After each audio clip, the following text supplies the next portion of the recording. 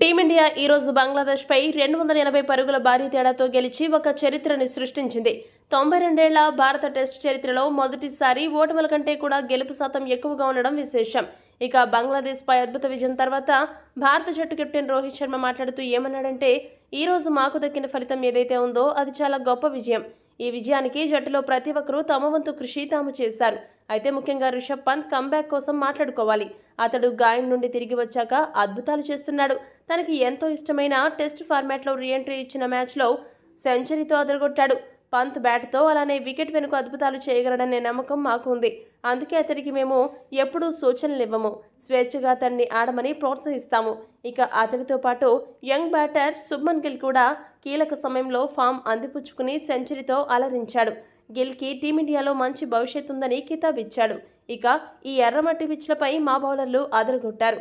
ఎర్ర నేల పిచ్పై కొంచెం ఓపికగా సమయం గడిపితే చాలు, ఫలితాలు అవే వస్తాయి. ఇక ఈ రోజు మ్యాచ్ హీరో అశ్విన్ కోసం నేను చెప్పడం కంటే అతడు తన మాటల్లో తన ప్రదర్శన కోసం వివరించడం కరెక్ట్గా ఉంటుంది. అయితే ఒక విషయం మాత్రం అశ్విన్ కోసం చెప్పాలి. అతడు జట్టు కోసం ఎల్లప్పుడూ ఏదో ఒకటి చేయడానికి సిద్ధంగా ఉంటాడు. బ్యాట్తో లేదా బంతితో ఏదో ఒక రకంగా జట్టుకి సహాయపడతాడు. ఈ మ్యాచ్లో మొదట జట్టు కష్టాల్లో ఉన్నప్పుడు సెంచరీ చేసి ఆదుకున్నాడు. ఇక రెండో ఇన్నింగ్స్లో 6 వికెట్లు తీసి బంగ్లా పతనాన్ని శాసించాడు. అతడి గణాంకాలే అతడి ప్రదర్శనకు నిదర్శనం.